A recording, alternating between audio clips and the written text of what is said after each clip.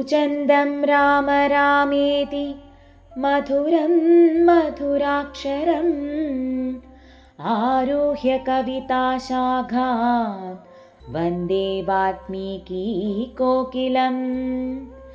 रामाय रामचन्द्राय रामभद्राय वेधसे रघुनाथाय नाथाय सीताय पतये नमो नमः। ജയ ജയ സീതാറാം, ജയ ജയ ശ്രീ ആഞ്ജനേയർ. സ്വസ്തികയിലൂടെ രാമായണ കഥാമൃതം 13-ാം ദിവസത്തിലേക്ക്. സീതാദേവിയുടെ ക്രൂരവാക്കുകൾ കേട്ട് തൻ്റെ കാതുകൾ പൊത്തിപ്പിടിച്ചുകൊണ്ട് വികൽപ്പചിത്തനായി വനദേവതമാരെ പ്രാർത്ഥിച്ച് സീതാദേവിയെ അവരുടെ സംരക്ഷണത്തിൽ അർപ്പിച്ചുകൊണ്ട് സുമിത്രാത്മജനായ ലക്ഷ്മണൻ രാമശബ്ദം കേട്ട് കാനന ഭാഗത്തേക്ക് മനസ്സില്ലാ മനസ്സോടെ യാത്രയായി. സീതാദേവി ഏകയായി ആശ്രമത്തിന് അകത്തിരിക്കുകയാണ്. രാമവിരഹത്താൽ പൊട്ടിക്കരഞ്ഞുകൊണ്ടിരിക്കുകയാണ് ആ പതിവ്രതാരത്നം. ഈ സമയം നോക്കിയാണ് രാവണന്റെ ആഗമനം. കാവ്യവസ്ത്രമണിഞ്ഞ് തലയിൽ കുടുമയുമായി മെതിയടികൾ ധരിച്ച് ഇടതു കൈയിൽ ദണ്ഡും കമണ്ഡലവും ഏന്തിക്കൊണ്ട് ഒരു സന്യാസിയുടെ വേഷത്തിൽ രാക്ഷസവീരനായ രാവണൻ അവിടെ എത്തി. ഭയത്താൽ ആ സമയം കാറ്റു വീശിയില്ല. മരങ്ങളിലെ ഇലകൾ അനങ്ങാതായി. ഗോദാവരി നദിയുടെ കളകള ശബ്ദം നിലച്ചു. വേദമന്ത്രങ്ങൾ ഉരുവിട്ടുകൊണ്ടാണ് രാവണൻ സീതയിരിക്കുന്ന ആ പർണശാലയുടെ അരികിലെത്തിയത്. സീതാദേവിയെ കണ്ട മാത്രയിൽ തന്നെ രാവണന്റെ ഹൃദയത്തിൽ മദനന്റെ അമ്പ് തുളച്ചു കയറി. എന്നിട്ട് സീതയെ പ്രീതിപ്പെടുത്തുവാനായി രാവണൻ പറഞ്ഞു, അല്ലയോ സുന്ദരി, ഈ ഘോരവനത്തിൽ തനിച്ചു താമസിക്കുന്ന അങ്ങ് ആരാണ്? അങ്ങ് വിനയദേവതയായ ഹ്രീയോ, പ്രശസ്തിയുടെ ദേവതയായ കീർത്തിയോ, മന്ത്രശക്തികളുടെ ദേവതയായ ഭൂതിയോ, അല്ലെങ്കിൽ പ്രേമദേവതയായ രതിയോ ആണോ? ഒരു പക്ഷേ അങ്ങ് താമരപ്പൂ നഷ്ടപ്പെട്ട ലക്ഷ്മി ദേവിയായിരിക്കും. അങ്ങയുടെ വെളുത്ത പല്ലുകൾ മുല്ലപ്പൂ മൊട്ടിനെ ഓർമ്മിപ്പിക്കുന്നു.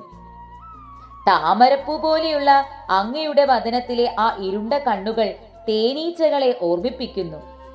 മനോഹരമായ തുമ്പിക്കൈ പോലുള്ള തുടകളും ഉരുണ്ട ഇടുപ്പും അങ്ങേക്കുണ്ട്.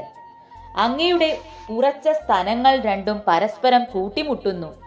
മുലക്കണ്ണുകൾ കൂർത്തു നിൽക്കുന്നു. അവയ്ക്കു താഴെയുള്ള അങ്ങയുടെ അരക്കെട്ട് മനോഹരമായി മെലിഞ്ഞിരിക്കുന്നു. തള്ള വിരലും ചൂണ്ടുവിരലും കൊണ്ട് ആ അരക്കെട്ടിനെ വലയം ചെയ്യാം. അങ്ങ് മനുഷ്യ സ്ത്രീയോ ദേവസ്ത്രീയോ? ഈ സൗന്ദര്യത്തിൽ അങ്ങയെ വെല്ലുവിളിക്കുവാൻ 3 ലോകങ്ങളിലും ഒരു സ്ത്രീകൾക്കും സാധ്യമല്ല.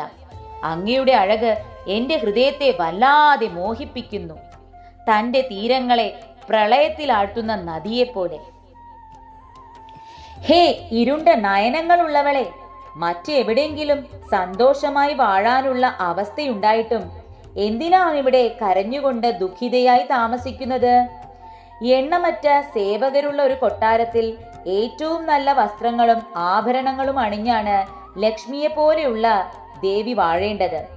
രുദ്രന്മാരുടെയോ മരുത്തുക്കളുടെയോ അല്ലെങ്കിൽ വസുക്കളുടെയോ പത്നിയാണോ അങ്ങ്? ഹേ മധുരസ്മിതം തൂകുന്നവളെ, ഉചിതനായ ഒരു പുരുഷനെ പതിയായി സ്വീകരിച്ചാലും എന്നിട്ട് വന്യമൃഗങ്ങളും മറ്റുമുള്ള ഈ ഘോര വനത്തിൽ നിന്നും അങ്ങ് രക്ഷപ്പെട്ടാലും. രാവണൻ ഇങ്ങനെയൊക്കെ പറഞ്ഞെങ്കിലും ബ്രാഹ്മണനെ നിന്ദിക്കരുത് എന്ന് കരുതി സീതാദേവി രാവണനെ യഥാവിധി സ്വീകരിച്ചു. ഇരിപ്പിടവും ജലവും നൽകിയതിനു ശേഷം സീതാദേവി തന്റെ അതിഥിക്ക് ഭക്ഷണം വിളമ്പി. എന്നിട്ട് പറഞ്ഞു, അല്ലയോ മുനെ, എന്റെ പേര് സീത എന്നാണ്. ഞാൻ മിഥിലാപുരത്തെ ധർമ്മിഷ്ഠനായ ജനക മഹാരാജാവിന്റെ പുത്രിയാണ്. ഞാൻ വിവാഹിതയാണ്. എന്റെ ഭർത്താവിന്റെ പേര് ശ്രീരാമൻ എന്നാണ്. ദശരഥ മഹാരാജാവിന്റെ പുത്രനാണ് അദ്ദേഹം. എന്റെ ഭർതൃപിതാവായ ദശരഥ മഹാരാജാവ് തന്റെ പത്നിയുടെ ആവശ്യപ്രകാരം പുത്രനായ ഭരതനെ രാജാവായി വാഴിക്കുകയും രാമചന്ദ്രനെ 14 വർഷം വനവാസത്തിനായി അയക്കുകയും ചെയ്തു. അങ്ങയുടെ പേരും ഗോത്രവും പറഞ്ഞാലും അങ്ങ് എന്തിനാണ് ഈ ദണ്ഡകാരണ്യത്തിലേക്ക് വന്നത്? തന്റെ വികാരങ്ങളെ അടക്കാൻ കഴിയാതെ രാവണൻ പറഞ്ഞു, ഞാൻ രാക്ഷസ രാജാവായ രാവണനാണ്. എന്റെ പേര് കേട്ടാൽ തന്നെ ദേവന്മാർ ഭയന്നു വിറയ്ക്കും. അല്ലയോ സുന്ദരി, നിന്നെ കണ്ടതിൽ പിന്നെ എനിക്ക് എന്റെ അസംഖ്യം പത്നിമാരിൽ സന്തോഷം കണ്ടെത്താൻ കഴിയുന്നില്ല. പ്രിയപ്പെട്ട സീതേ, എന്റെ പ്രഥമ പത്നിയായാലും നിന്റെ ആജ്ഞ അനുസരിക്കാനും നിന്നെ പരിചരിക്കാനും 5000 തോഴിമാർ ലങ്കയിൽ കാത്തു നിൽക്കും. ഈ വനം വിട്ട് ദയവായി എന്റെ കൂടെ വന്ന് ലങ്കയിലെ ഉദ്യാനത്തിൽ ആനന്ദിച്ചാലും. ഇത് കേട്ട് സീത ഞെട്ടിത്തെറിച്ചു. രാവണൻ ആ പേരു കേട്ടപ്പോൾ തന്നെ സീത ക്ഷുഭിതയായി. അവൾ വെറുപ്പോടുകൂടി മറുപടി പറഞ്ഞു, പാറക്കല്ലിനെ പോലെ അചഞ്ചലനായ, ആൽമരത്തെ പോലെ അഭയം നൽകുന്ന, സാഗരത്തെ പോലെ ഗൗരവക്കാരനായ, വിരിഞ്ഞ നെഞ്ചും നീണ്ട ഹസ്തങ്ങളുമുള്ള ചന്ദ്രവദനനായ, ആത്മനിയന്ത്രിതാവായ ധീരനായ രാമന് ഞാൻ എന്നെ തന്നെ സ്വയം സമർപ്പിച്ചിരിക്കുകയാണ്. രാമചന്ദ്രൻ പുരുഷന്മാരിലെ സിംഹമാണ്. അങ്ങോ പെൺ സിംഹമായ എന്നെ സ്വന്തമാക്കാൻ ശ്രമിക്കുന്ന ഒരു കുറുനരി. സൂര്യനെ തൊടാനോ അല്ലെങ്കിൽ മന്ദരപർവ്വതത്തെ എടുത്തുയർത്തുവാനോ അങ്ങ് ശ്രമിക്കുമോ? സ്വയം കണ്ണിൽ സൂചി കൊണ്ട് കുത്തി മുറിവേൽപ്പിക്കാൻ അങ്ങ് ശ്രമിക്കുമോ? ആളുന്ന അഗ്നിയെ സ്വന്തം വസ്ത്രത്തിൽ അങ്ങ് കൊണ്ട് നടക്കുമോ? ഒരു വലിയ പാറക്കല്ലുമേന്തി സമുദ്രത്തിനു കുറുകെ നീന്തിക്കടക്കാൻ അങ്ങ് ശ്രമിക്കുമോ? പിന്നെ എന്തിനാണ് രാമചന്ദ്രന്റെ പത്നിയെ കൊണ്ടുപോകാമെന്ന് അങ്ങ് വൃഥാ വിചാരിക്കുന്നത്? രാമൻ ഗരുഡനെ പോലെയാണ്, അങ്ങ് വെറുമൊരു കാക്ക. രാമൻ സാഗരത്തെ പോലെയാണ്, അങ്ങ് വെറുമൊരു ചെളിക്കുണ്ട്. രാമൻ അമൃതും അങ്ങ് പഴകിയ കഞ്ഞിയുമാണ്. അദ്ദേഹം ചന്ദനവും അങ്ങ് വെറും മണ്ണുമാണ്. അദ്ദേഹം തങ്കമാണ്, അങ്ങ് വെറും ഇരുമ്പ്. രാമൻ അരയന്നവും അങ്ങ് കഴുകനുമാണ്. അങ്ങേക്ക് എന്നെ കടത്തിക്കൊണ്ടുപോകാൻ സാധിക്കുമായിരിക്കും. പക്ഷേ രാമൻ ജീവിച്ചിരിക്കുന്നിടത്തോളം നെയ്പാത്രത്തിൽ വീണു പിടയുന്ന ഈച്ചയേക്കാൾ അധികം അങ്ങേക്കൊരിക്കലും എന്നെ ആസ്വദിക്കാൻ കഴിയുകയില്ല. സീത വളരെ ധൈര്യത്തോടെയാണ് സംസാരിച്ചത്. എങ്കിലും ദേവിയുടെ ഉള്ള ഭയത്താൽ വിറയ്ക്കുന്നുണ്ടായിരുന്നു. അതിനാൽ സീതയെ കൂടുതൽ ഭയപ്പെടുത്താൻ വേണ്ടി രാവണൻ പറഞ്ഞു, ഹേ മനോഹരി, ഞാൻ പറയുന്നത് കേട്ടാലും ഞാൻ സമ്പത്തിന്റെ ദേവനായ കുബേരന്റെ അർദ്ധ സഹോദരനാണ്. അദ്ദേഹത്തെ പരാജയപ്പെടുത്തിയതിനു ശേഷം ഞാൻ അദ്ദേഹത്തിന്റെ പുഷ്പക വിമാനം തട്ടിയെടുത്തു. ഇപ്പോൾ അദ്ദേഹം കൈലാസ പർവ്വതത്തിൽ എവിടെയോ ഒളിച്ചിരിക്കുകയാണ്. ദേവന്മാർക്ക് പോലും എന്നെ ഭയമാണ്. ഞാൻ പോകുന്നിടത്തെല്ലാം സൂര്യരശ്മികൾ ചന്ദ്രരശ്മികളായി മാറും. കാറ്റ് ശാന്തമാകും. നദിയുടെ ഒഴുക്കുപോലും നിലയ്ക്കും. രാമനെ നീ മറന്നാലും അദ്ദേഹം മരണമുള്ള വെറും മനുഷ്യനാണ്. നീ എൻ്റെ കൂടെ വന്ന സ്വർഗീയ സുഖങ്ങൾ അനുഭവിച്ചാലും ഞാൻ നിന്നെ തീവ്രമായി ആഗ്രഹിക്കുന്നു. എന്നെ നിരാശപ്പെടുത്തരുത് സീതേ. അപ്പോൾ സീതാദേവി മറുപടി പറഞ്ഞു, അങ്ങ് ശരിക്കും കുബേരന്റെ സഹോദരനാണെങ്കിൽ പിന്നെ എന്തിനാണ് ഇത്തരം ക്രൂരമായ ആശകളോടെ പ്രവർത്തിക്കുന്നത്? ഇന്ദ്രന്റെ പത്നിയെ തൊടുന്നവൻ രക്ഷപ്പെട്ടേക്കാം, പക്ഷേ എന്നെ ഉപദ്രവിക്കാൻ ശ്രമിക്കുന്നവൻ തീർച്ചയായും നശിച്ചു പോകും. അവസാനം രാവണന് ക്ഷമ നഷ്ടപ്പെട്ടു. കോപത്താൽ അദ്ദേഹത്തിന്റെ 10 തലയും 20 കൈകളും കൂർത്ത പല്ലുകളുമുള്ള തന്റെ ഭീമാകാരമായ രാക്ഷസ രൂപം പുറത്തേക്ക് വന്നു. ആ രാക്ഷസരാജൻ പറഞ്ഞു, മൂവുലകങ്ങളിലും കീർത്തികേട്ട ഒരു പുരുഷനെയാണ് നിനക്ക് പതിയായിട്ട് വേണ്ടതെങ്കിൽ നീ എന്നെ സ്വീകരിക്കുക. എന്നെ സേവിച്ചാൽ ഞാൻ നിന്നെ ഒരിക്കലും നിരാശപ്പെടുത്തുകയില്ല. വനവാസത്തിനായി അയക്കപ്പെട്ട രാമനെ നീ എന്തിനാണ് ഇത്രയധികം സ്നേഹിക്കുന്നത്? എന്നിട്ട് രാവണൻ സീതയുടെ മുടിയിൽ തന്റെ ഇടതു കൈ കൊണ്ട് പിടിച്ചു. ഉടനെ രാവണന്റെ പുഷ്പക വിമാനം അവിടെ വന്നു. തന്റെ വലതുകൈ സീതയുടെ തുടയിൽ വെച്ച രാവണൻ സീതയെ കോരിയെടുത്തു. എന്നിട്ട് വിമാനത്തിൽ ആകാശത്തേക്ക് പറന്നു. അവർ പറന്നുയർന്നപ്പോൾ സീത ഉറക്കെ നിലവിളിച്ചു, രാമാ രാമാ, എന്നെ രക്ഷിച്ചാലും ഈ നീചനായ രാവണനെ ശിക്ഷിച്ചാലും. നിരാശയാൽ സീതാദേവി മരങ്ങളോടും പുഴകളോടും പക്ഷികളോടും മൃഗങ്ങളോടും ഒക്കെ തന്നെ രാവണൻ തട്ടിക്കൊണ്ടുപോകുന്നു എന്ന വിവരം രാമനെ അറിയിക്കാൻ അഭ്യർത്ഥിച്ചു. ഉടൻ തന്നെ ജടായു ഒരു മരത്തിന്റെ മുകളിൽ കിടന്നുറങ്ങുന്നത് സീതാദേവിയുടെ കണ്ണിൽപ്പെട്ടു. അയ്യോ ആര്യപുത്ര, പ്രാണേശ്വര, രഘുവംശതിലകമേ, ലക്ഷ്മണ, സൗമിത്രേ, ഓടിവരണേ, രക്ഷിക്കണേ! ലോകകണ്ഠകനായ ദശകണ്ഠ രാവണൻ എന്നെ ഇതാ കൊണ്ടുപോകുന്നു. പ്രഭു ആര്യപുത്ര, വനദേവതമാരെ, എന്നെ രക്ഷിക്കണേ! സീതാദേവിയുടെ പ്രലപനം അതാ ജടായു കേൾക്കാനിടയായി. ആ വിഹംഗ ശ്രേഷ്ഠൻ ഞെട്ടി ഉണർന്നു. ശരീരമാകെ കുടഞ്ഞ പക്ഷങ്ങൾ വിടർത്തി വിജൃംഭിതനായി ശബ്ദം കേട്ട സ്ഥലം ലക്ഷ്യമാക്കി അതിവേഗം പറന്ന് പുഷ്പക വിമാനത്തിന്റെ സമീപമെത്തി. ജനകാത്മജ പരിദേവനം ശ്രവിച്ച് ആനന്ദപൂർവം മന്ദഹസിച്ചുകൊണ്ട് ചന്ദ്രഹാസപാണിയായ ദശകന്ധരൻ ബന്ധുരവദനയുടെ അന്തികത്തിലിരിക്കുന്നു. ഒരു പർവ്വതം മറ്റൊരു പർവ്വതത്തെ തടുക്കുന്നതുപോലെ ജടായു മുമ്പിലെത്തി പുഷ്പക വിമാനത്തെ പ്രതിരോധിച്ചു. എന്റെ സ്വാമിയുടെ ധർമ്മധാരങ്ങളെയും കട്ടുകൊണ്ടുപോകുന്ന കള്ളനാരടാ, നിൽക്കവിടെ! നിന്നെയും നിന്റെ വിമാനത്തെയും ഞാൻ ഇപ്പോൾ തകർക്കും എന്ന് ഉദീരണം ചെയ്തുകൊണ്ട് ജടായു പക്ഷങ്ങൾ വീശി വിമാനത്തെ ഉഗ്രമായി പ്രഹരിക്കാൻ തുടങ്ങി. അതിലെ ചില മണികളും മകുടങ്ങളും അടർന്ന് താഴത്തേക്ക് വീണു. രാവണ ശിരസിലും പക്ഷപ്രഹരമേറ്റു. അവന്റെ ഒരു കിരീടം തെറിച്ചുപോയി. രാവണൻ അതീവ ക്രുദ്ധനായി മാറി. എടാ മൂഢനായ പതംഗമേ, നീ ചിറകടിച്ചു പേടിപ്പിക്കാമെന്ന് വിചാരിക്കണ്ട. നിന്റെ സ്വാമി ആരടാ? നിന്റെ സ്വാമി ത്രിലോക ചക്രവർത്തിയായ രാവണനോടാണ് നീ എതിർക്കാൻ വന്നിരിക്കുന്നത്. ഇത് നിന്റെ മരണക്കളിയാണ്, സൂക്ഷിച്ചുകൊള്ളൂ. തിളങ്ങുന്ന ചന്ദ്രഹാസമെടുത്ത് ദശാനനൻ 4 പാടുമൊന്നു വീശി. ജടായു പറഞ്ഞു, നിന്റെ വാളു കണ്ട് ഭയപ്പെടുന്നവനല്ല ഈ ജടായു. അവൻ പക്ഷങ്ങൾ കൊണ്ട് പിന്നെയും പുഷ്പക വിമാനത്തിൽ ആഞ്ഞടിച്ചു. അത് ചലനരഹിതമായി അന്തരീക്ഷത്തിൽ തന്നെ തങ്ങി നിന്നു. രാവണൻ പറഞ്ഞു, എന്റെ വംശമാഹാത്മ്യം മനസ്സിലാക്കിക്കൊണ്ടാണോ നീ ഈ പുഷ്പക വിമാനം തടുക്കുന്നത്? ഞാൻ ബ്രഹ്മഗോത്രജനാണ്, വൈശ്രവണന്റെ അനുജനാണ്. വൈശ്രവണൻ നൽകിയ പുഷ്പക വിമാനമാണിത്. മുമ്പിൽ നിന്നും മാറി നിൽക്കടാ, ഞാൻ പോട്ടെ. ജടായു പറഞ്ഞു, ഇല്ല, സാധ്യമല്ല. എന്റെ സ്വാമിയുടെ ധർമ്മപത്നി ഇതിലിരിക്കുന്ന കാലത്തോളം ഞാനിത് വിട്ടയക്കുകയില്ല. നിന്റെ ഗോത്രത്തെ നീ പുകഴ്ത്തി, എന്റെ ഗോത്ര മാഹാത്മ്യത്തെപ്പറ്റി ഞാനും പറയാം. ഞാനും ബ്രഹ്മഗോത്രജനാണ്. സൂര്യസാരഥിയും കശ്യപപുത്രനുമായ അരുണനാണ് എന്റെ പിതാവ്. വിഷ്ണു വാഹനമായ ഗരുഡൻ എന്റെ പിതൃവ്യനാണ്. പക്ഷികുല കുടസ്ഥനായ സമ്പാദി എന്റെ ജ്യേഷ്ഠനാണ്. അതിനും പുറമെ നിന്റെ സഖി കിഷ്കിന്താപതിയായ ബാലിയും എന്റെ ജ്യേഷ്ഠനാണ്. വംശമാഹാത്മ്യം ഇത്രയും മതിയോ? പോരെങ്കിൽ ഇനിയും പറയാം. എന്തു പറഞ്ഞാലും രാമചന്ദ്രൻ ഇവിടെ വരുന്നതുവരെ വിമാനം ഞാൻ വിടുകയില്ല. രാവണൻ പറഞ്ഞു, നരച്ച പക്ഷി പിശാചേ, നിന്റെ മരണമടുത്തു. ജടായു വീണ്ടും പറഞ്ഞു, നിന്റെയും മരണമടുത്തു. അതിനുള്ള കോലാഹലങ്ങളാണ് നീ ഇപ്പോൾ ചെയ്തു കൂട്ടുന്നത്. നിന്റെ യോഗ്യത മുഴുവനും എനിക്കറിയാം. അധികം നീ ഞെളിയണ്ട.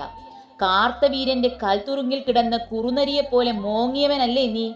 വാനരരാജനായ ബാലിയുടെ പൃഷ്ഠത്തിൽ തൂങ്ങിക്കിടന്നുകൊണ്ട് അവന്റെ മലം ഭക്ഷിച്ചവനല്ലേ നീ?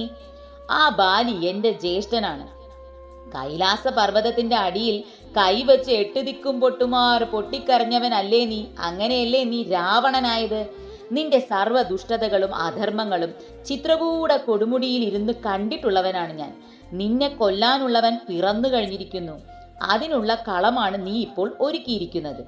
കോപാക്രാന്തനായ രാവണൻ ചന്ദ്രഹാസമെടുത്തിളക്കി. അവർ തമ്മിൽ അതിരൂക്ഷമായ ആകാശയുദ്ധം തന്നെ നടന്നു. കൂർത്തുമൂർത്ത നഖതുണ്ടങ്ങളാൽ പക്ഷിപ്രവരനായ ജടായു രാവണന്റെ കിരീടത്തിൽ പിന്നെയും ഞാഞ്ഞടിച്ചു. അതിലെ 1-2 മണികൾ കൂടി തെറിച്ചുപോയി. തീക്ഷ്ണതുണ്ടങ്ങളാൽ തേർത്തടവും കൊത്തി തകർത്തു. എങ്കിലും ശൈവദത്തമായ ചന്ദ്രഹാസ ഖഡ്ഗത്തിന്റെ പ്രതാപത്തിൽ നിന്നും പാവം ജടായുവിന് രക്ഷ നേടാൻ കഴിഞ്ഞില്ല. രാവണൻ ആ പക്ഷിപ്രവരന്റെ പക്ഷങ്ങളും കാലുകളും ചന്ദ്രഹാസത്താൽ വെട്ടി മുറിച്ച് താഴത്തിട്ടു. അതോടുകൂടി ആ ഖഗപ്രവരൻ രണോന്മുഖനായി നിലം പതിക്കുകയും ചെയ്തു.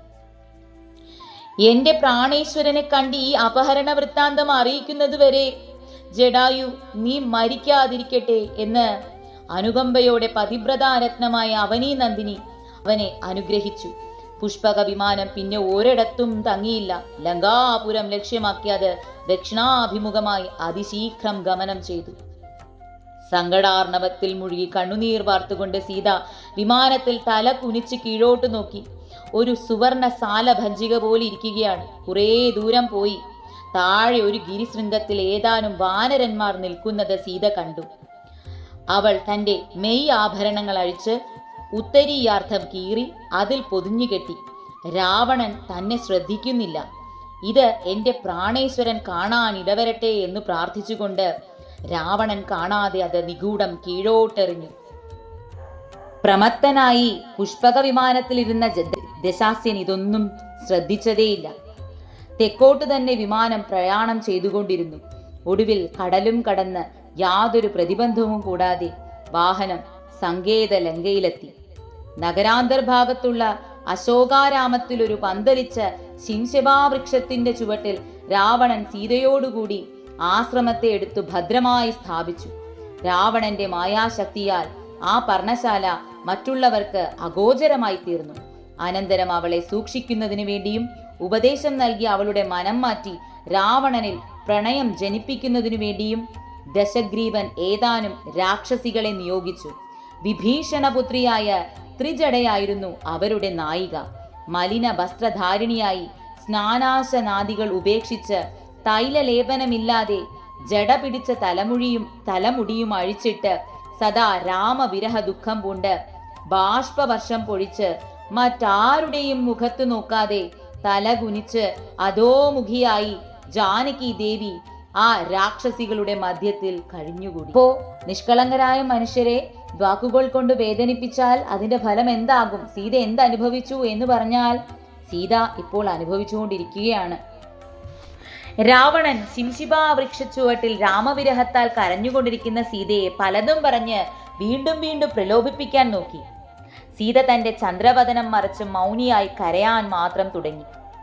നമ്മുടെ ഈ ബന്ധം ധർമ്മത്തിനെതിരാണെന്നോർത്ത് നീ ഭയപ്പെടേണ്ട സീതേ. നിന്നെ എൻ്റെ പ്രാണനേക്കാൾ പ്രിയമാണ്. എൻ്റെ ആഗ്രഹം സാധിച്ചു തരാനായി ഞാൻ നിന്റെ കാൽക്കൽ വീണു കെഞ്ചാം സീതേ. പ്രണയത്തിൽ നിന്നും ഉത്ഭവിക്കുന്ന ഈ അഭ്യർത്ഥന നീ നിരാകരിക്കരുതേ.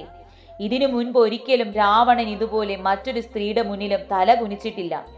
തന്റെ പ്രണയത്തെക്കുറിച്ച് സീതയോട് സംസാരിച്ചാൽ സീത തന്റെ ആഗ്രഹങ്ങൾ നിവർത്തിക്കുമെന്ന് രാവണൻ കരുതി. പക്ഷേ നിർഭയയായ സീത മറുപടി പറഞ്ഞു, ഹേ രാവണ, എന്റെ ഹൃദയം രാമനു മാത്രം സ്വന്തമായതാണ്. സ്വന്തം പ്രിയതമനോടൊത്ത് പൂക്കൾ നിറഞ്ഞ ജലാശയത്തിൽ വിശ്രമിക്കുന്ന അരയന്നമാകുന്ന ഞാൻ എന്തിന് നിന്നെപ്പോലെയുള്ള താറാവിനെ ആശിക്കണം? നിനക്കെന്നെ എന്തു വേണമെങ്കിലും ചെയ്യാം. നിന്റെ പാപഭംഗിലമായ ഈ കാമേച്ഛ കാരണം അധികം വൈകാതെ നീ രാമചന്ദ്രന്റെ കൈകൾ കൊണ്ട് മരണം വരിക്കും. സീതയുടെ ഈ ശകാരം കേട്ട രാവണൻ ക്ഷുഭിതനായി. അദ്ദേഹം പറഞ്ഞു, എനിക്ക് കീഴടങ്ങാൻ നിനക്ക് ഞാൻ 12 മാസം സമയം നൽകാം. അതിന്റെ അവസാനം നീ വീണ്ടും എന്നെ വേണ്ടെന്ന് പറയുകയാണെങ്കിൽ എൻ്റെ പാചകക്കാർ നിന്നെ വെട്ടിയരിഞ്ഞ് എനിക്ക് ഭക്ഷണമായി വിളമ്പും. അതിനുശേഷം രാവണൻ രാക്ഷസികളുടെ നേരെ തിരിഞ്ഞ് അവരോടായി ആജ്ഞാപിച്ചു, സദാ അവളുടെ മേലൊരു കണ്ണുണ്ടാവണം. ഏതു വിധേനയും അവരെ എൻ്റെ ഭാഗത്തേക്ക് കൊണ്ടുവരാൻ നിങ്ങൾ ശ്രമിക്കുക. അവരെ ഭീഷണിപ്പെടുത്തുകയോ പുകഴ്ത്തുകയോ എന്തു വേണമെങ്കിലും ചെയ്യാം. പക്ഷേ ഒരു ആനയെ മെരുക്കുന്നത് പോലെ നിങ്ങൾ സീതയെ മെരുക്കിയെടുക്കണം. ഫലങ്ങളും പുഷ്പങ്ങളും നിറഞ്ഞ മരങ്ങളുള്ള മനോഹരമായ അശോകവനിയിലെത്തിയപ്പോൾ സീതാദേവി സങ്കടപ്പെട്ടു. വിരൂപികളായ രാക്ഷസിമാരുടെ ഇടയിൽ സീതാദേവി ഭയത്താൽ മോഹാലസ്യപ്പെട്ടു. ഇതേ സമയം ബ്രഹ്മദേവൻ ഇന്ദ്രനെ വിളിപ്പിച്ചു. എന്നിട്ട് ഇന്ദ്രനോട് അദ്ദേഹം പറഞ്ഞു, രാവണൻ സീതയെ തട്ടിക്കൊണ്ട് ലങ്കയിൽ പാർപ്പിച്ചിരിക്കുന്നു. ഇത് നമ്മുടെ ഭാഗ്യത്തിന്റെ സൂചനയാണ്. കാരണം രാക്ഷസ രാജാവിന്റെ അന്ത്യമടുത്തു എന്നത് തന്നെ. പക്ഷേ രാമവിരഹത്താൽ സീത ദേഹം വെടിയാനും സാധ്യതയുണ്ട്. അതിനാൽ അങ്ങ് ചെന്ന് സീതയ്ക്ക് ഈ സ്വർഗീയമായ മധുരമയമായ പായസം ഭക്ഷിക്കാൻ നൽകണം. അതിനുശേഷം ഇന്ദ്രൻ നിദ്രാദേവിയോടൊപ്പം അശോകവനിയിലെത്തി. അവിടെയുള്ള രാക്ഷസന്മാരെയും രാക്ഷസിമാരെയും നിദ്രാദേവി ഉറക്കി. ശേഷം ഇന്ദ്രൻ ഒരു ബ്രാഹ്മണ വേഷം ധരിച്ച് സീതാദേവിയുടെ അടുത്തു ചെന്നു. എന്നിട്ട് അദ്ദേഹം സീതാദേവിയോട് പറഞ്ഞു, ഞാൻ സ്വർഗലോകത്തിന്റെ അധിപനാണ്. രാമചന്ദ്രനെ സഹായിക്കാനാണ് ഞാൻ വന്നത്.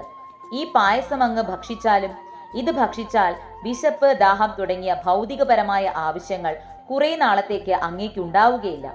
ആ ബ്രാഹ്മണൻ ശരിക്കും ഇന്ദ്രനാണോ എന്ന് സീതാദേവി സംശയിച്ചു. സ്വരൂപം കാണിക്കാൻ ഇന്ദ്രനോട് അവർ അഭ്യർത്ഥിച്ചു. സീതയുടെ ആവശ്യപ്രകാരം ഇന്ദ്രൻ തന്റെ സ്വരൂപം കാണിച്ചു കൊടുത്തു. ഇന്ദ്രന്റെ കാലുകൾ നിലത്തു തൊടുന്നില്ല.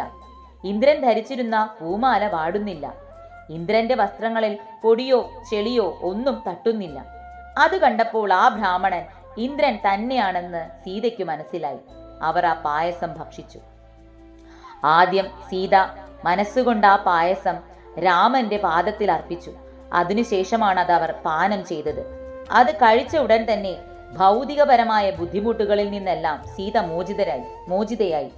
അവരുടെ ദൗത്യം നിറവേറ്റിക്കഴിഞ്ഞപ്പോൾ ഇന്ദ്രനും നിദ്രാദേവിയും അവിടെ നിന്നും യാത്രയായി. ഭഗവാന്റെ ഭക്തർക്ക് ബുദ്ധിമുട്ടുകൾ ഉണ്ടാകുമ്പോൾ ഭഗവാൻ അവരെ സംരക്ഷിക്കും. ഒരു ഭക്തൻ തന്റെ സംരക്ഷണത്തെയോ ക്ഷേമത്തെയോ കുറിച്ച് ചിന്തിക്കാറില്ല.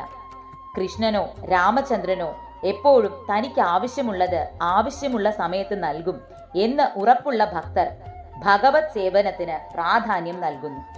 ഈ അത്ഭുതകരമായ പരസ്പര സ്നേഹത്തിൽ ഭക്തൻ സദാ ഭഗവാനെപ്പറ്റി തന്നെ ചിന്തിക്കുന്നു. ഭഗവാനോ സദാ ഭക്തനെ പറ്റിയും ചിന്തിക്കുന്നു. ഇതേ സമയം പഞ്ചവടിയിൽ എന്താണ് സംഭവിക്കുന്നത്? മാരീചനെ വധിച്ച ശേഷം രാമചന്ദ്രൻ വേഗം ആശ്രമത്തിലേക്ക് തിരിച്ചു നടന്നു. തിരിച്ചു പോകുന്ന വഴി അദ്ദേഹം ചിന്തിച്ചു, ജനസ്ഥാനത്തെ രാക്ഷസന്മാരെ എല്ലാം വധിച്ചതിന് പ്രതികാരം ചെയ്യാൻ എല്ലാ രാക്ഷസന്മാരും ആഗ്രഹിക്കുന്നുണ്ടാകും. എന്നെ ആശ്രമത്തിൽ നിന്ന് അകറ്റാനും അതുവഴി സീതയെ തട്ടിക്കൊണ്ടുപോകാനും ഭക്ഷിക്കാനും ഒക്കെ ആയിരിക്കണം മാരീചൻ പദ്ധതിയിട്ടത്. മാരീചൻ എന്റെ ശബ്ദത്തിൽ കരയുന്നത് കേട്ട ലക്ഷ്മണൻ സീതയെ ഒറ്റയ്ക്കാക്കി പോയിട്ടുണ്ടാകരുതേ എന്നതു മാത്രമാണ് എന്റെ പ്രാർത്ഥന. ആ സമയം ഒരു കുറുനരി ഓരിയിടുന്നത് രാമചന്ദ്രൻ കേട്ടു. അദ്ദേഹത്തിന്റെ ഭയം വർദ്ധിച്ചു. അതിനുശേഷം പക്ഷികളും മറ്റു വന്യമൃഗങ്ങളും രാമചന്ദ്രന്റെ വലതുവശത്തുകൂടെ കരഞ്ഞുകൊണ്ട് കടന്നു പോകുന്നതായി അദ്ദേഹം കണ്ടു. അദ്ദേഹത്തിന്റെ ഇടം കണ്ണ് തുടിക്കാൻ തുടങ്ങി. ഇടതുകാൽ പതറാനും ഹൃദയം അതിവേഗം ഇടിക്കാനും തുടങ്ങി. ഈ ദുസ്സൂചനകളെല്ലാം കണ്ട രാമചന്ദ്രൻ ആശ്രമത്തിൽ നിന്നും തന്നെ തേടി വരുന്ന ലക്ഷ്മണനെ കാണുന്നു. തന്റെ ഇടതു കൈകൊണ്ട് ലക്ഷ്മണനെ പിടിച്ച രാമൻ വേഗം ചോദിച്ചു, എന്റെ ആജ്ഞയെ ധിക്കരിച്ചുകൊണ്ട് സീതയെ തനിയെ ആശ്രമത്തിലാക്കി വരാൻ നിനക്ക് എങ്ങനെ തോന്നി? ഞാൻ പല ദുസ്സൂചനകളും കണ്ടു. എനിക്കൊരു കാര്യം മനസ്സിലായി. വേഗം വരൂ. ഒന്നുകിൽ സീത കൊല്ലപ്പെട്ടിരിക്കും, ഇല്ലെങ്കിൽ സീതയെ ആരോ തട്ടിക്കൊണ്ടുപോയിരിക്കും. അല്ലയോ ലക്ഷ്മണ, എന്തിനാണ് നീ സീതയെ ഒറ്റയ്ക്കാക്കി പോയത്? അഗ്രജന്റെ വാക്കുകൾ കേട്ട് അടർന്നു വീഴുന്ന അശ്രുക്കളോടെ ഗദ്ഗദത്തോടെ ലക്ഷ്മണൻ നടന്ന സംഭവങ്ങൾ മുഴുവനും വിസ്തരിച്ചു പറഞ്ഞു കേൾപ്പിച്ചു.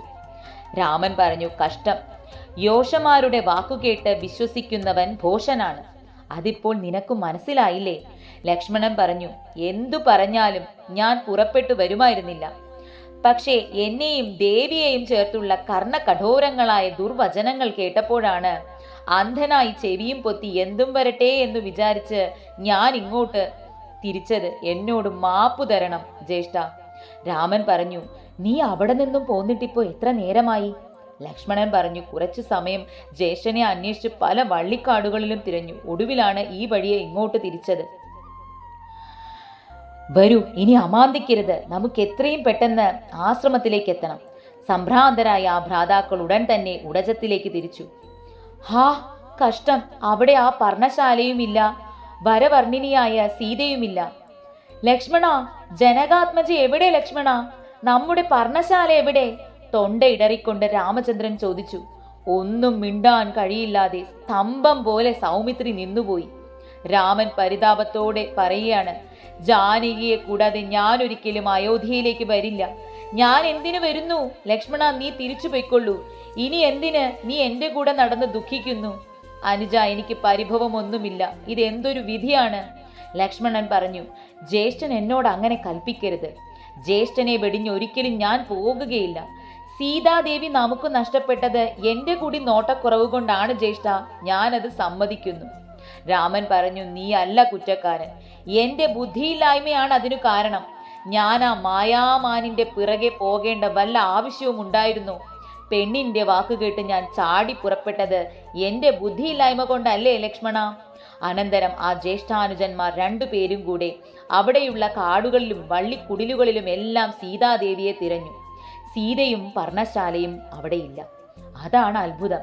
ഗോദാവരി തീരത്തു ചെന്ന് രാമൻ ഗദ്ഗദത്തോടെ ചോദിച്ചു, ഗൗതമി ദേവി, എന്റെ മൈഥിലിയെ അങ്ങ് കണ്ടുവോ?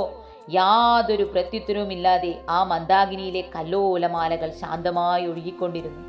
വനദേവതമാരെ, നിങ്ങളുണ്ടോ കണ്ടു വനജേക്ഷണയായ എന്റെ സീതയെ? പക്ഷിജാലങ്ങളെ, നിങ്ങൾ ആരെങ്കിലും കണ്ടോ പഷ്മളാക്ഷിയായ മൈഥിലിയെ? പാദപജാലങ്ങളെ, നിങ്ങൾ കണ്ടോ എന്റെ പാവനാംഗിയായ ജാനകിയെ? പിന്നീട് സീത തന്റെ മുൻപിൽ പ്രത്യക്ഷയായി എന്ന് തോന്നിയ രാമചന്ദ്രൻ ഉറക്കെ കരഞ്ഞു വിളിച്ചു, ഹേ പ്രിയതമേ, എന്തിനാണ് എന്നിൽ നിന്നും ഓടി ഒളിക്കുന്നത്? എന്താണ് എന്നോടൊന്നും സംസാരിക്കാത്തത്? സീതയെ രാക്ഷസന്മാർ ഭക്ഷിച്ചിരിക്കാമെന്ന് രാമന് തോന്നി. സീതയുടെ മൃദുശരീരം രാമൻ ഭാവനയിൽ കണ്ടു. സീതാദേവിയെ കണ്ടുപിടിക്കാനായി രാമലക്ഷ്മണന്മാർ അവരുടെ ആശ്രമത്തിനടുത്തുള്ള പർവ്വതങ്ങളിലും തിരയുവാൻ തുടങ്ങി.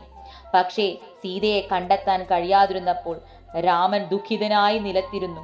എന്നാൽ തിരച്ചിൽ തുടരാൻ ലക്ഷ്മണൻ ഭ്രാതാവിനെ പ്രോത്സാഹിപ്പിച്ചു. അങ്ങനെ മലകളിലും കാടുകളിലും ഒക്കെ അവർ സീതയെ തിരഞ്ഞു നടക്കുകയാണ്. അങ്ങുമിങ്ങും വിരണ്ട് വേദനിക്കുന്ന രാമചന്ദ്രനെ നോക്കി ലക്ഷ്മണൻ ശാന്തനായി സാന്ത്വനപ്പെടുത്തി. ഒരു പ്രാകൃത മനുഷ്യനെ പോലെ ജ്യേഷ്ഠൻ എന്തിനാണ് ഇങ്ങനെ സങ്കടപ്പെടുന്നത്? സമാധാനിക്കൂ. പവിത്ര ചരിതയായ ദേവിക്കൊരിക്കലും നാശം സംഭവിക്കുകയില്ല. ത്രയംബകം വില്ലൊടിച്ച് വേളി കഴിച്ച പുണ്യവതി ജ്യേഷ്ഠനിൽ നിന്നും എങ്ങനെ അകലുവാനാണ്? ഇതെല്ലാം ഒരു രാക്ഷസ മായയാണ് ജ്യേഷ്ഠ. അതകലുമ്പോൾ ദേവി നമ്മുടെ മുന്നിൽ പ്രത്യക്ഷപ്പെടും. അതോടുകൂടി ജ്യേഷ്ഠന്റെ കൈയാൽ നിശാചര വംശവും നാശമടയും. പ്രണയവിരഹത്താൽ രാമൻ നിസ്സഹനായി. സീതേ സീതേ എന്നു വീണ്ടും വീണ്ടും ഉറക്കെ കരഞ്ഞു.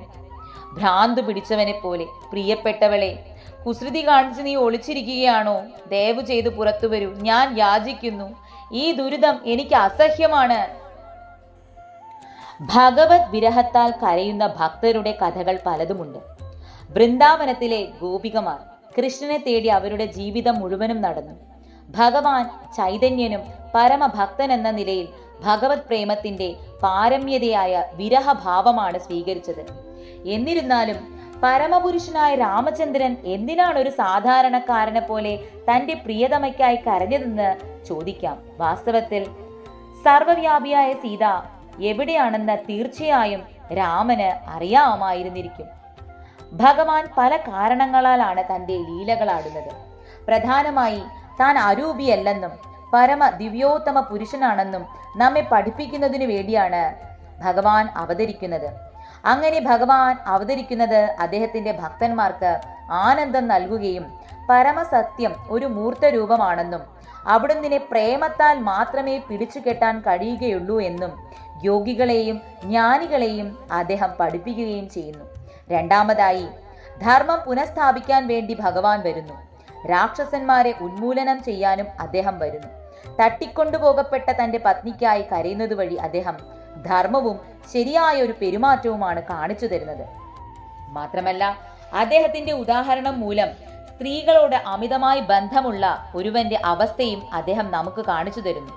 ഒരു സ്ത്രീ എപ്പോഴും സംരക്ഷിക്കപ്പെടണമെന്നും ഈ ഉദാഹരണത്തിൽ നിന്നും രാമൻ നമുക്ക് മനസ്സിലാക്കിച്ചു തരികയാണ്. ഇല്ലെങ്കിൽ രാവണനെ പോലെയുള്ള രാക്ഷസന്മാർ അവളെ ചൂഷണം ചെയ്യും. വൈദിക ജീവിതചര്യയിൽ സ്ത്രീ സ്വതന്ത്ര ജീവിതം നയിക്കാൻ പാടില്ല. എത്ര ശക്തിയായിരുന്നാലും സ്വതന്ത്രയായ സ്ത്രീ അവൾക്ക് സ്വയം സംരക്ഷിക്കാൻ കഴിയുകയില്ല. ഇത് ഭൗതിക മനുഷ്യർക്കുള്ള ഉപദേശമാണ്. ആത്മീയ വശം നോക്കുകയാണെങ്കിൽ ഭഗവാൻ രാമചന്ദ്രൻ ഭൗതിക വ്യവസ്ഥകൾക്ക് അധീനനല്ല. സീതയിൽ നിന്നും രാമൻ അനുഭവിക്കുന്ന വിരഹം ആത്മീയ പ്രേമ വിരഹമാണ്. ഇത് ഭഗവാന്റെ അന്തരംഗ ശക്തിയുടെ പ്രവൃത്തിയാണ്. ആത്മീയ ലോകത്തിലെ പ്രണയമാണത്. ഒരു മാൻ തന്നെ വീക്ഷിക്കുന്നത് കണ്ടപ്പോൾ രാമചന്ദ്രൻ ആ മാനിനോട് ചോദിച്ചു.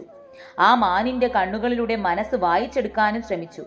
അപ്പോൾ ആ മാൻ തെക്കുദിശയിലേക്ക് തല വെട്ടിച്ചു. സീതാദേവിയെ ആ ദിശയിലേക്കാണ് ആകാശമാർഗേണ കൊണ്ടുപോയത് എന്നതിനുള്ള സൂചനയായിരുന്നു അത്. ലക്ഷ്മണന് ആ മാനിന്റെ സന്ദേശം മനസ്സിലായി. അതിനാൽ എന്തെങ്കിലും സൂചന ലഭിക്കാൻ നമുക്ക് തെക്കുദിശയിലേക്ക് സഞ്ചരിക്കാം എന്ന് ലക്ഷ്മണൻ രാമനോട് അഭിപ്രായപ്പെട്ടു. അവർ കുറച്ചു ദൂരം അവിടേക്ക് നടന്നു. ചില പൂക്കൾ ചിതറി വീണ് കിടക്കുന്നത് കണ്ടു. താനത് സീതയ്ക്ക് സമ്മാനമായി നൽകിയതാണെന്ന് രാമന് മനസ്സിലായി. അടുത്തുള്ള ഒരു പർവ്വതത്തിനോടായി അദ്ദേഹം ചോദിച്ചു, ഇതുവഴി വന്ന സീത ഇവിടെ നിന്നും എങ്ങോട്ടാണ് പോയത്? മറുപടി ലഭിക്കാഞ്ഞപ്പോൾ രാമചന്ദ്രൻ കോപിഷ്ഠനായി. ഹേ പർവ്വതമേ, നീ എനിക്കു മറുപടി തന്നില്ലെങ്കിൽ എന്റെ ബാണങ്ങൾ കൊണ്ട് നിന്നെ ഛിന്ന ഭിന്നമാക്കും. ജ്വലിക്കുന്ന കണ്ണുകളോടെ ആ പർവ്വതത്തിനെ രാമൻ നോക്കി. മറുപടി ഒന്നും ലഭിക്കാത്തപ്പോൾ രാമചന്ദ്രൻ ബാണങ്ങൾ എടുത്ത് പർവ്വതത്തിന് നേരെ ഉന്നം പിടിച്ചു. അപ്പോൾ ലക്ഷ്മണൻ സീതയുടെ കാൽപ്പാടുകൾ കണ്ടു, ഒപ്പം ഒരു രാക്ഷസന്റെയും. ആ കാലടികൾ പിന്തുടർന്നപ്പോൾ രാമലക്ഷ്മണന്മാർ രാവണന്റെ ഉടഞ്ഞ വില്ലും ആവനാഴിയും ഛിന്ന ഭിന്നമായ അദ്ദേഹത്തിന്റെ രഥത്തിന്റെ ചില ഭാഗങ്ങളും കണ്ടു.